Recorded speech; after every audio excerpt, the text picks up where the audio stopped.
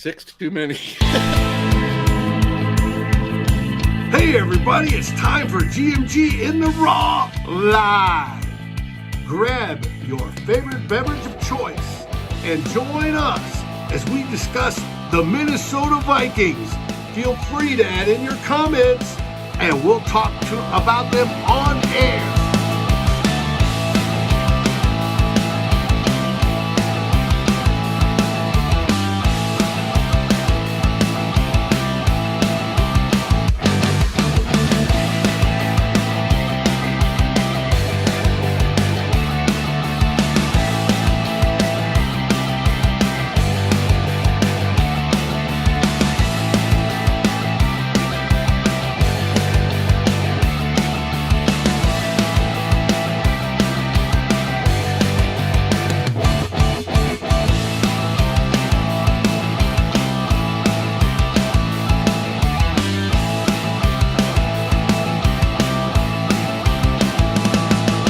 GMG In The Raw Live is about to start.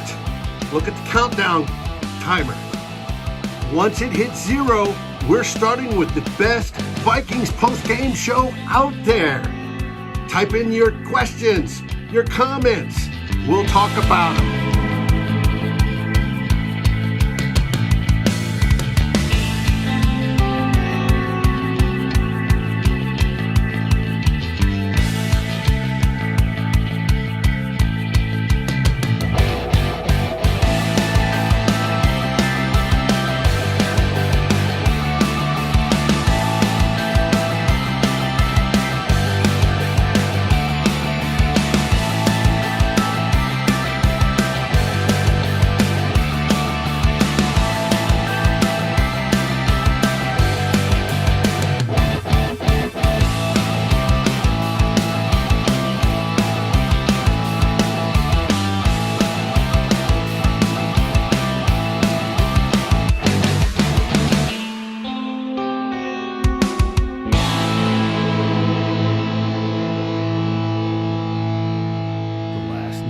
Played. You know what that means. It's time.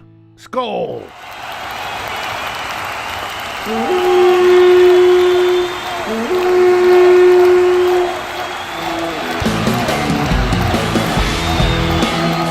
Welcome to GMG In The Raw, Vikings at Lions edition. The last game of the season.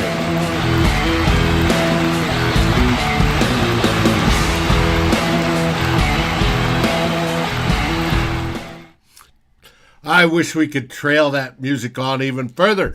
Welcome to the show. It's GMG In The Raw. And we're here after the Vikings defeat the Detroit Lions in Week 17, 37-35. And what a defensive contest it was. But first, over on the viewers' far right, we have the one, the only, the fantastic Mr. Flip Muzzy. How you doing, Flip? Hey, how y'all doing? Last one of the season, y'all. What the hell are we going to do after this? That's a good question. Well, we have plans for the offseason, so you all can join us and continue talking to Minnesota Vikings. However, they tend to morph into or whatever grows from there. But first, in the prime position, in the center, we have the base ripper, Mr. Drew Bonte. I get to bat cleanup today. I'm in the center, bat cleanup. Woohoo! And we've already got a ton of folks joining us. Clifford the big red dog. Where's Clifford the big red dog?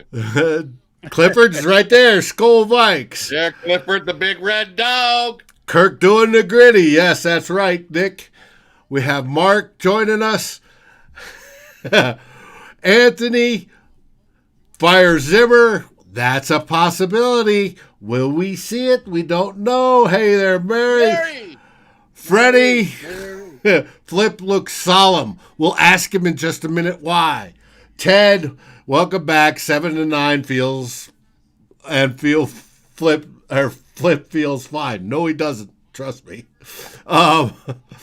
Alejandro, how you doing, buddy? Yes. We'd love to hear a bigger popping sound than that is normal. Mark, yes, we shall see. Flip, how do you feel about this 7-9 finish? I feel the same way I would feel about a 6-10 finish. This game did not mean anything. We knew that going into the affair, so I think it's kind of ridiculous It cost us say 3 draft positions. That doesn't mean anything. I mean, in the grand scheme of things, that just doesn't mean anything. So, what I was looking for in this game in particular was, do we have young guys? Do we have the depth we need to build around? And what you see from this team time and time again, or really right now, is that on the defensive side of the ball, the answer is definitely not. The offensive side of the ball, I thought we saw good things from the youngsters. We saw Tyler Conklin play a great game. We saw Irv Smith contribute. Justin Jefferson, the best rookie receiver in the history of the NFL. We saw him play well. Mm-hmm. We saw Alex Madison carry the rock and play well as without Dalvin Cook there. That was great to see. And we saw Kirk ball out. So you saw a lot of encouraging things on offense, even though the Detroit Lions defense isn't anything to hang your hat on. On the defensive side of the ball, there's just nothing. And that really depresses me because I thought Mike Zimmer would be able to develop these defensive players. I thought Andre Patterson was the best defensive line coach in the entire NFL. And it's just going to be a long offseason knowing what we've got with this team. Drew, what did you think?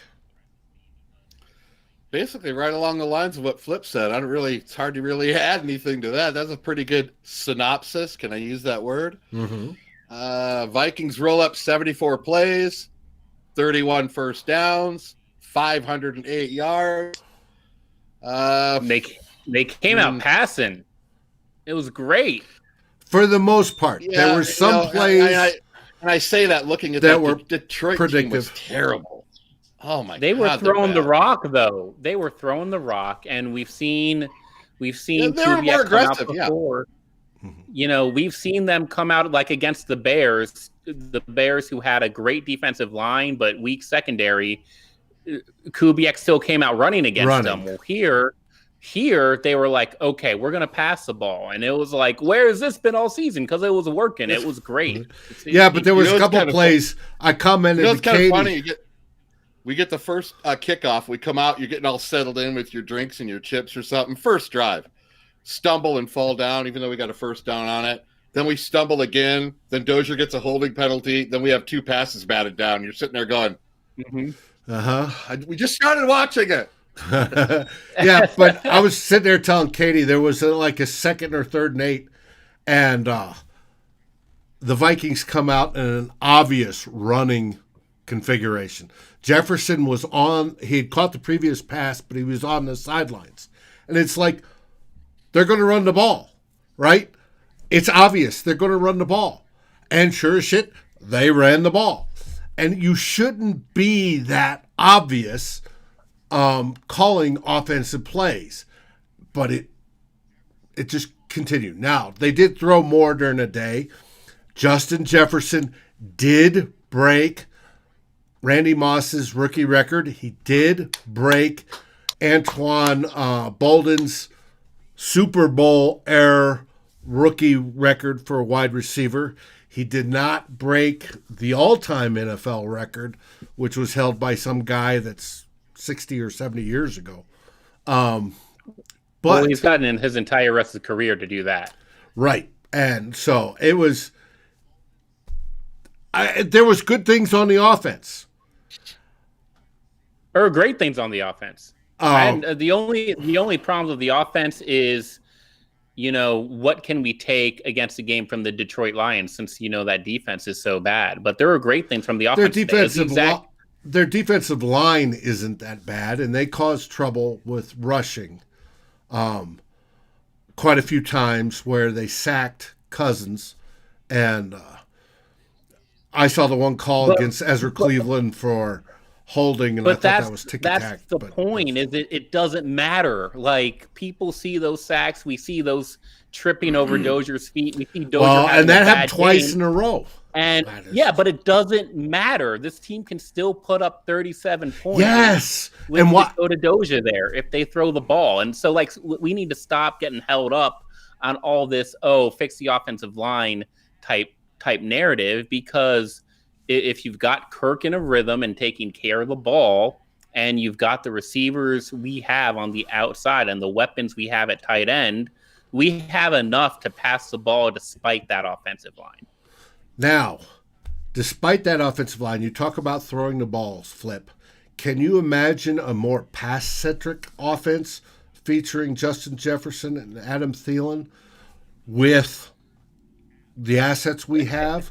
I think it would be more than 35 points a game. It'd be more like the Denny Green, where we're going to go out and outscore you. And that's what I'm saying, is we have that right now. Justin Jefferson received 12 targets today.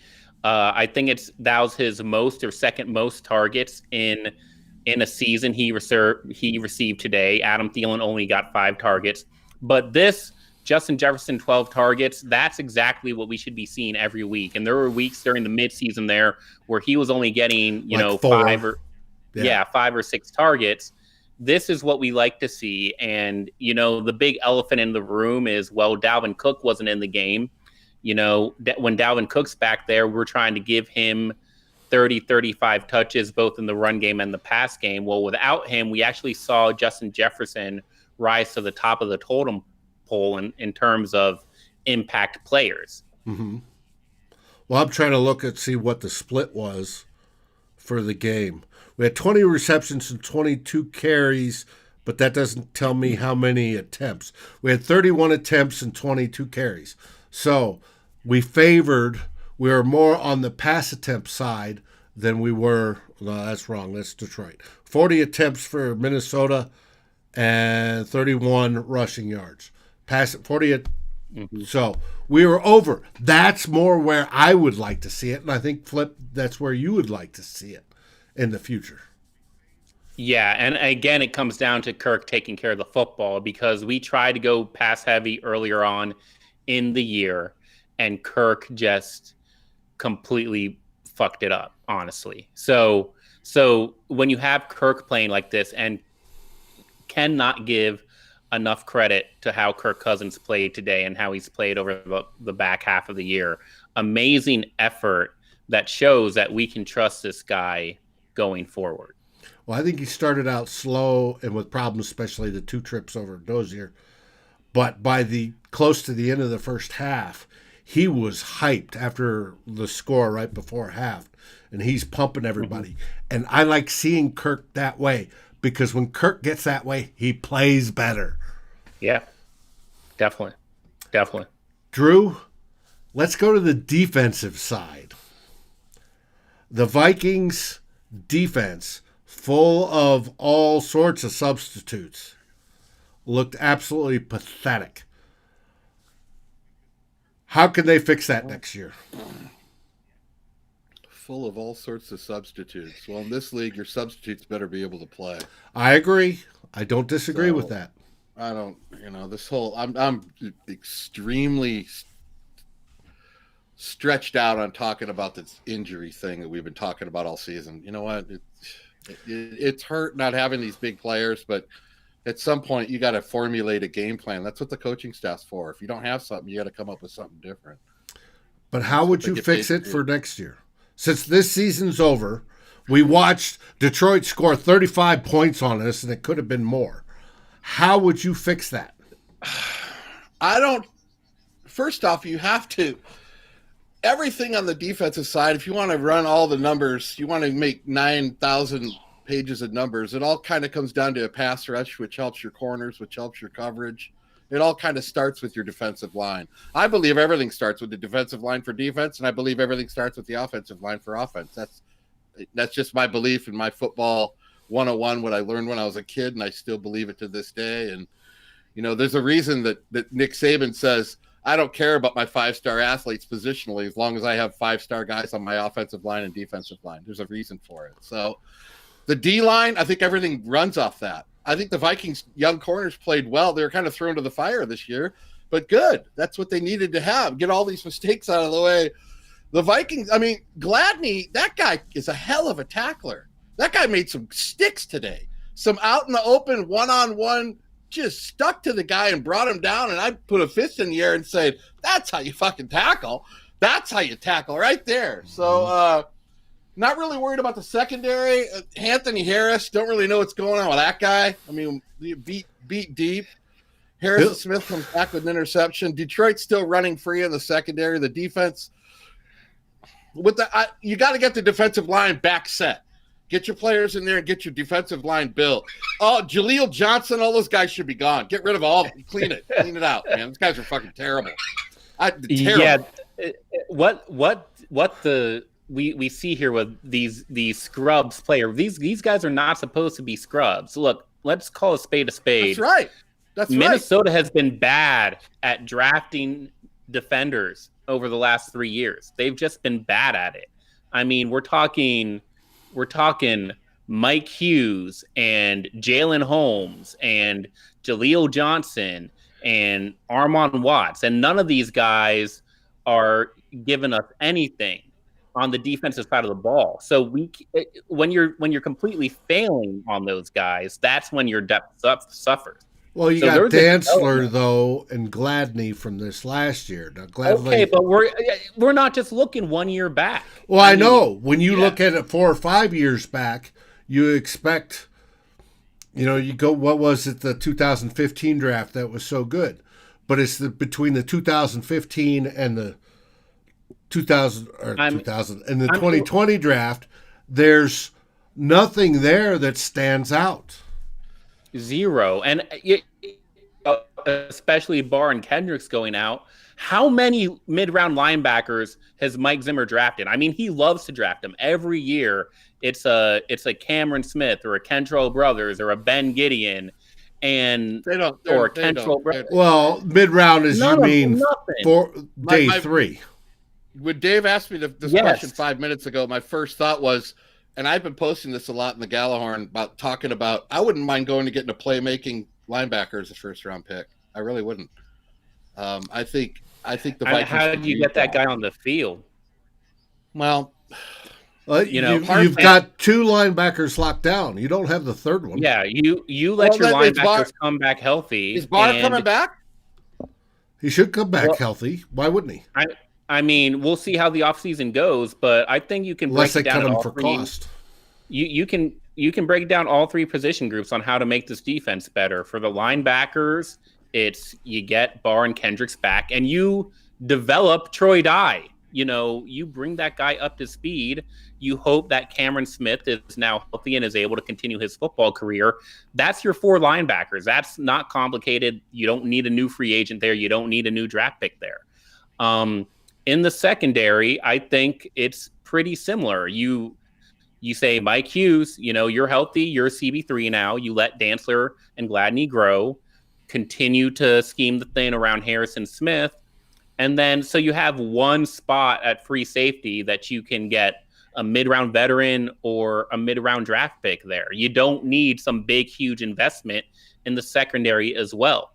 So the defensive line is the only place where I'm actually worried about how we're going to improve this team. I mean, you need a big-time edge rusher.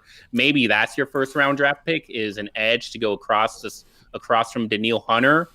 And then, man, I don't know. Well, how many 3 techniques do they got to draft? I mean, we can't. Well, and it's a weak class for that. Right. But next year when Pierce is coming here, Shamar's going to move back over to 3. We don't know what Michael Pierce is. Why is Michael Pierce just this all-star who's going to pan out no matter what? Because he had done well before. That's you know what? So did Jonathan Carlson at tight end back in. I'm taking the edge rusher over the. I'm taking the edge rusher over the inside 3 technique if I'm drafting in the first round. I mean, that's what I'm doing. Because that guy can suddenly be helped instantly by Hunter on the other side. Yes. But But, my you know, point, one, my point is that this is not a 1-year fix on this defense based on what we saw today. It's not a 1-year fix. There are going to be young unknown players at 2, maybe 3 spots on the defense. And when you have that, you need the coaching and the scheme to be better so that those guys can perform and hold up and not be complete liabilities. It's That's okay. part if of you the equation. It's not just getting new players. That's not the only fix. no, and I agree, but I also will say this: if you're not going to generate a pass rush, you're not going to win. You're not going to stand a chance. You're not going to win anything in this league. The quarterbacks Well, are too good. I You mean, got to have a pass rush. we had Mike Zimmer and Andre Patterson all season long. They picked those guys. They decided that Hercules Mataafa was the guy over Jalen Holmes at defensive end. They drafted James Lynch, and then we didn't see James Lynch at defensive tackle. So We only saw him once you this year, and he got what? 8 plays, and he got 1 sack and whatever, and 4 right, pressures right. or something ungodly. And then we didn't see him anymore. Right. So we can't just say, oh, well, they don't have a pass rush, throw your hands up in the air. No, they kind of chose not to have a pass rush. They chose not to. Well, still, they don't have one. Yeah, but they chose That's the bottom not line. to. You got to get. They don't have. They had 23 fucking sacks all season. That's Well, lousy. that brings me to my next question. Will the Wilfs fire Zimmer over a 7-9 season in his, what is this, his 7th season? 6th season? Will they? No, definitely not. Should they? Unquestionably, yes. He should be gone. I agree. What about Spielman? Same answer. I agree. So we look forward to 2021 with What's Mike your Zimmer answer? and We don't hear Spielman. your answer. It's your answer. No, I agree with you. They put themselves in this bad position. I can understand a rebuild, especially if they would have come out at the beginning of the season and said, hey, guys, we're in a rebuild. Sorry, we got to rebuild the defense. This is why. But they tried to, no, we're going to compete. They didn't. Sorry. So, Yeah, I think the real tragedy here, and I've said this a couple times, the real tragedy is when you look at the 7 wins. I feel good about one of them, maybe 2 of those wins, as far as being competitive against high quality NFL teams. Green Bay, that was weather aided. Sure, yeah, but give me the Green Bay. I feel good about that Green Bay win. It was a game plan that attacked Green Bay's weakness and was appropriate for where the environment the game was being played at. I mean, that's playing 4D chess. That's something we just don't see the Vikings doing enough. And so all these wins against like your Carolinas and your Houstons and your Detroits just don't give me a good feeling when you talk about going into 2021. A lot of people look at the end of season record. They go straight to draft position and thinking who we're going to get. But before the draft is free agency. Before free agency, you got to talk about what you got on your roster, just like Freddie's saying. Who are we running it back with? Who are we getting out of the seats? And then, like I always say, who are we playing next year? Because it looks like we're going to be playing the Cowboys next year. We're going to be playing the Panthers again next year. And if they expand to 17 games, then we might play the Raiders or the Chargers as well. Mm-hmm. So it's not about the draft for me quite yet. It's just, and what Flip just mentioned is pretty much hitting the nail right on the head. The big wins are too fleeting. They are too fleeting. The big wins / playing competitively is too fleeting. You got to have more of it. The Vikings don't have enough of it. And it starts at the top and goes right down the line. Their attention to detail is bad. And that there's a lot of problems, and they just, there's just not enough of it. There's not enough of it to make me think of going forward with this same. Yeah. And if we're sitting here and you switch out the Carolina win for a sweep of Green Bay, and you switch out the Houston win for a win against the Titans, those types of games where we're showing up against big opponents, that matters to me. Then I can say, okay, we got something, but it's always just like we just wait until the level of competition, the level of difficulty gets easier, and then we actually see them play good football. That's what I want to see gone. Yeah, we don't see them punch above their weight. You talk about fleeting, and instantly to my mind comes my favorite movie. Fleetwood Mac? No, movie, Patton, where victory is fleeting. I wish I had Donnie's the not about the soundtrack draft to yet, play. Donnie, you don't even know what draft pick they have yet. It's not about the draft. They don't even have a second round pick, Donnie. You know what's kind of funny is Detroit went full that sat when they could have had the turnover, they committed the penalty. And then they gave up that touchdown pass with 11 seconds left. I was thinking, that's so Vikings. They went Vikings. They went full Viking. 11 seconds left. All you got to do is fucking tackle the guy. And he gets a touchdown? That's so us. These are why these teams are firing their coaches. These two teams are just tripping over themselves. It was just, Jeffrey, you know what I'm talking about? Man, that's the kind of mistakes you got to cut out. You got to stop all that shit. You know? Even though it didn't cost us, let me take you through a little scenario. Remember when Ham caught that pass with 4 minutes and 16 seconds left? Yes. And he ran it 30 yards up the sideline, and he went out of bounds. And I'm looking at the TV, and I'm going, don't go. What are you doing? You can't go out of bounds right there, right? And then they get a holding penalty on another mistake. That's how they lose games. By not going out of bounds, by details. It's that kind of – it didn't hurt us. We still won the game. But Ham stays in bounds. It runs another 40 seconds. Those are the little details, David, that I talk about that matter. Yes, they do matter. It's huge. Yeah. And the 2-minute offense at the end of the half, we're all going, what? The Vikings are sloppy. They are not a detail-oriented team, and that's how it compounds itself, and they fucking lose games because of it. And I don't see how that changes with Mike Zimmer. If he's not detailed now, how the hell is he going to be detailed next year? Tell me. He doesn't pound the details. More alcohol, kill more brain cells? I don't know. He may pound the Maxim model, but he's not pounding the details. I can't even hate on I can't even hate on Chad Beebe.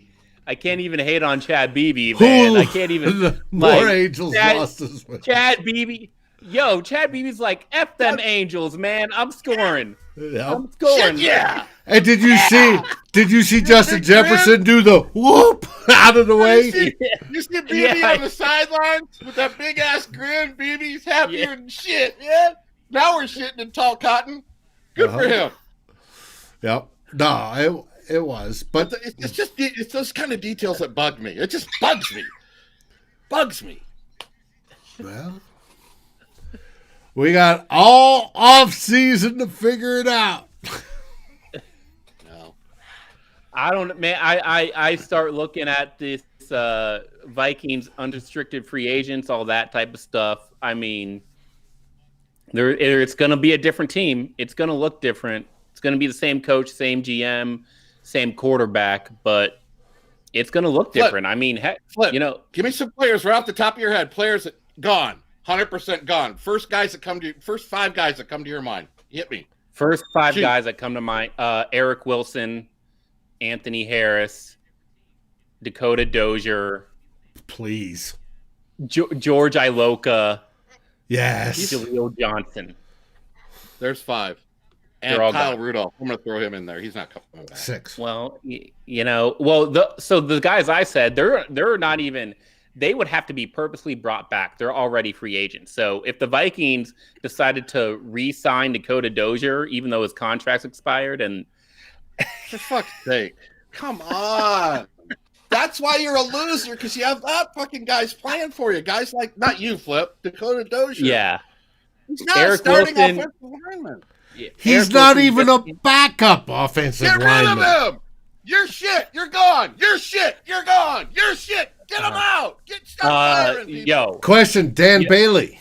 They're not cutting Dan Bailey. They're not. No. It's not happening. It's if Dan Bailey loses a camp battle in August, sure. Maybe they'll draft another kicker. I don't want them to do that. But look, y'all, Dan Bailey's here. He's under a 3-year contract. He's under a 3-year contract through 20. He's under a contract through 2020, 2022. I think it's 2022, and they only save. I mean, it's like a $2.1 million dead cap hit, and it's only $1.7 million worth of savings if they cut Dan Bailey. Dan Bailey ain't going anywhere now. Mark this show, Dave. I'm betting a bottle of Uncle Nearest. Me and Flip, Uncle Nearest, a big bottle right now. Dan Bailey won't ever kick for the Vikings again. We're betting a bottle on it right now. I'm not saying that. Flip's not in there for that. August. I will bet you he's playing next year, and I'll bet. Well, I won't say I'll bet. Yeah, as soon as I mentioned liquor, Dave wants in on the bet. You notice that? Okay. Hey. But I bet they bring back the coaching, the kicking coach. Quote. They're going to bring back Marwan? Who's this Marwan Malik Not guy? Marwan. Where did he come from? The former kicker that was the advisor the previous year. Marwan needs fired. This Marwan guy. Where'd he come from? Marwan, he came from Miami. I don't even know. He was at Miami. Probably back when. Yes, probably back when Spielman was back there. But Marwan Marwouf came from Miami. He needs fired. The special teams were horrible. We had a punt return today for 13 yards. It was our longest of the season. 13 yards. The longest of the season. Are you kidding me? We should be averaging 10. Average means there's more than 10 on better ones. 13 yards. Drafted KJ Osborne. Apparently, Chad Beebe can't even do punt returns anymore. He can only score last-minute touchdowns. Beebe was running punts back today.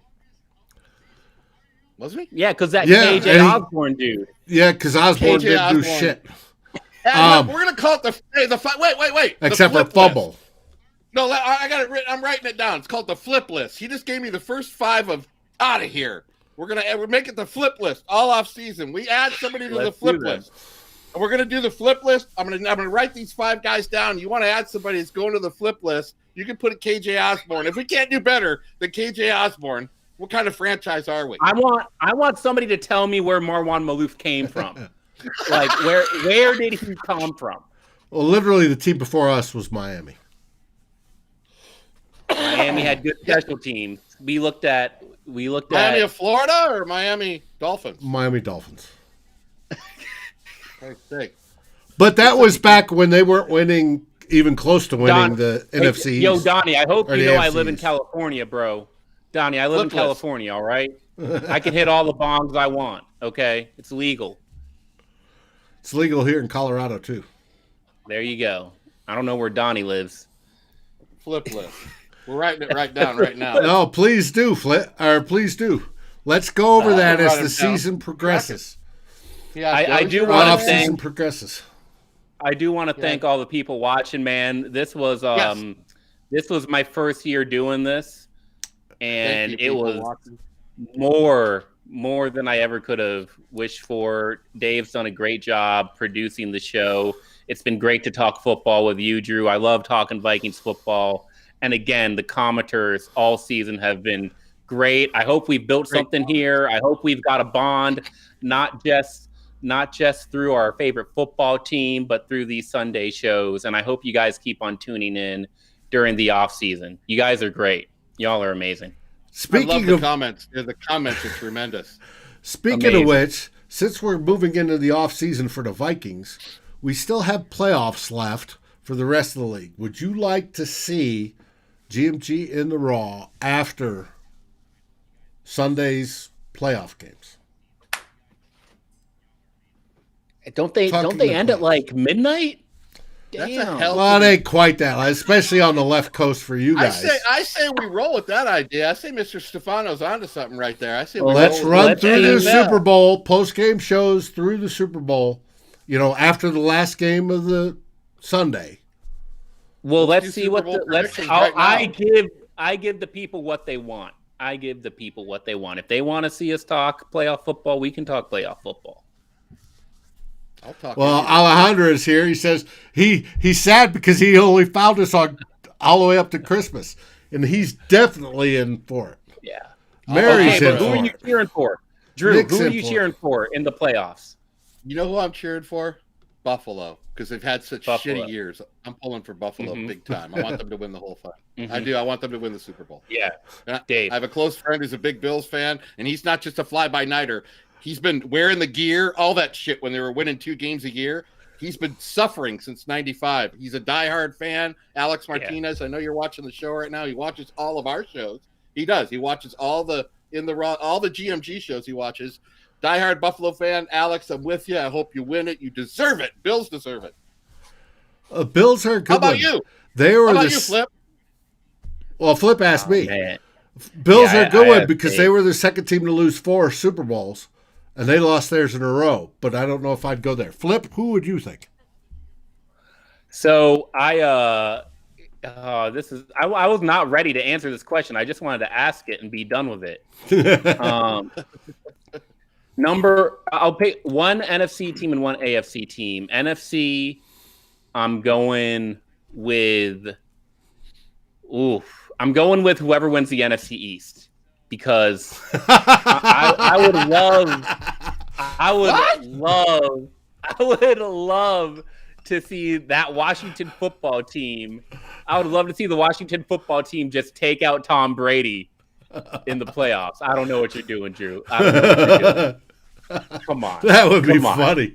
Y'all that'd be heard it great. here. It'd be hilarious. Y'all heard it here first. You got to, hey, save this. And if NFC East makes it to the Super Bowl, you got to, for one of our shows, you got to intro it with that. That would be Oh, great. yes. Absolutely. Yeah. Absolutely. I like that. Ballsy call. Spicy hot there we take, go. baby. There we go. By Cold Stone Lock by Flip. And then AFC, I'm sticking in purple. I'm going with the Ravens. I don't think Lamar Jackson record, but I want to see that guy get on track. So those are my teams. Dave? It's a good question. The question about who wins the NFC East is still up in the air.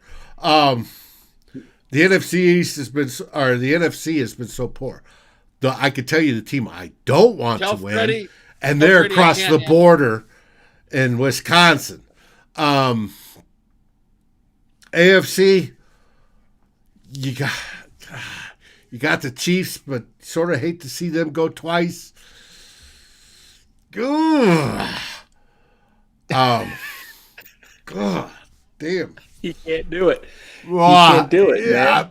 If I'm putting money You're on just- anybody, I'm putting just them on the Buffalo. Chiefs, but that's not who I want.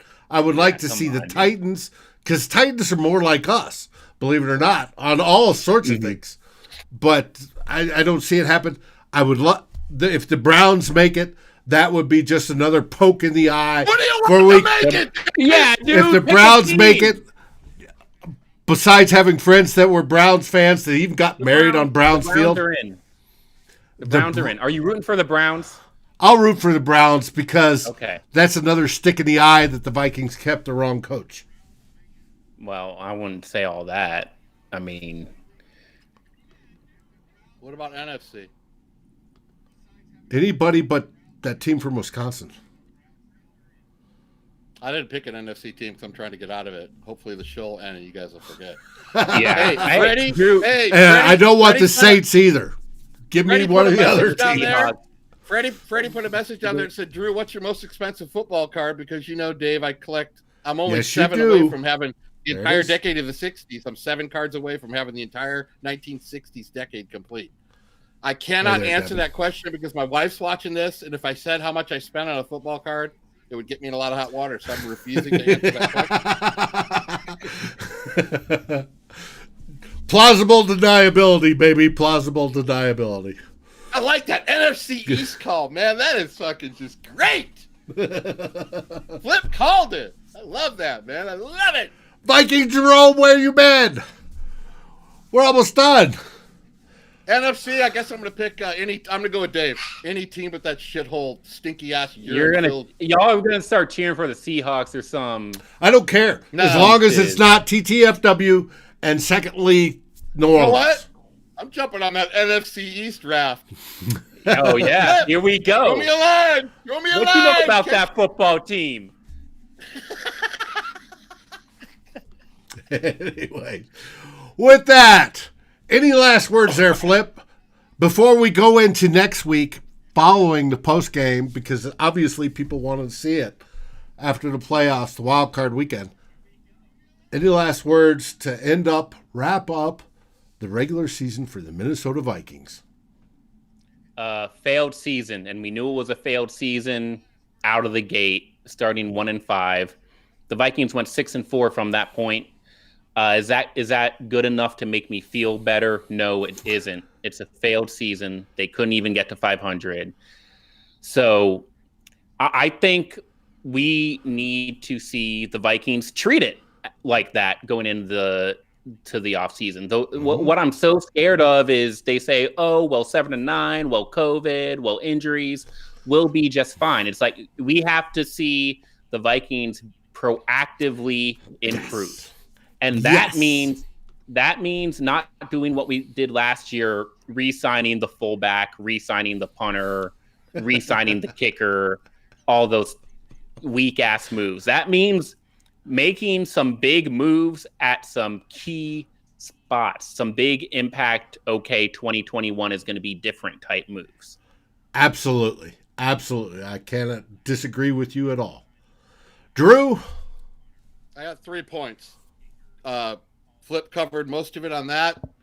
I would like to see the team, the black cloud taken away from the team, the doom, and get rid of Zimmer, and we'll start fresh. And by draft time, we're all fired up on a refreshing change. That's what I would like to see. I think it's time to make the move. I think it's time to step forward with something to rejuvenate the fan base. Spielman and Zimmer don't do it. Secondly, all the people that tune into this show. I would like to give a big shout out to everybody. The comments are half the time they're making me laugh. Half the time they're putting me in deep thought with my mind and my brain. And thirdly, I'm as disappointing as this season was, and believe me, I'm wiping my ass and walking away from 2020 season. I would like to give a big shout out to Mr. Justin Jefferson, because it is scary to see. Scary is the word, to see what that guy's going to turn into. The way he tracks the ball, the catch radius, everything about that guy. That's what that big hats off to Justin Jefferson. Those are my 3 takes. And we don't want the Vikings to kill that and then have him leave to go someplace else. No, we don't want him to leave anywhere. Your tagline? Meow, meow, you Viking cows. Moo! Hey, everybody. Skull for Ted Glover. Skull, baby. Just to let you know, Ted couldn't join us tonight. He's looking at possibly a new house so he can get out of the Communist Republic of Illinois. We'll find out later. Viking house? Vikings house? Possibly. We'll find out. Flipless. 4-bedroom. Flipless. Until then, until next week. Put Eric Wilson on that list. Okay. Yeah, shoot me the names again. Dozier, Eric Wilson. Thank you, Brady. Who else did you say? Anthony Harris. Ant Harris. Who else? Jaleel Johnson. Wilson. Jaleel Johnson. That's 4. And what about Shamar? Who? Oh, Shamar. You put him on there. No, he put that's a on my list. That's Luft list. Or Iloka. Luft. Iloka. That was Luftkrieger. Okay, that's it. That's the starting. Say that. That's the Flip 5. We're going to do it like the Ocean 11 movie. We're going to keep adding people on there. Anyways. Can we cross them out? I love it. Anyways, we are going into the off season. Now we'll have the postseason. You'll have us. We're going into the off season, which many Climbing the Pocket Network, Jason, shows. And we will continue this. Plus, we will more firm up what's going on in the off season. As you know, we usually slow down. There will be a little bit of that, but we will keep regular products coming out. As Jeffrey says, Skol, everybody. Thanks for watching. Vikes. Peace, y'all.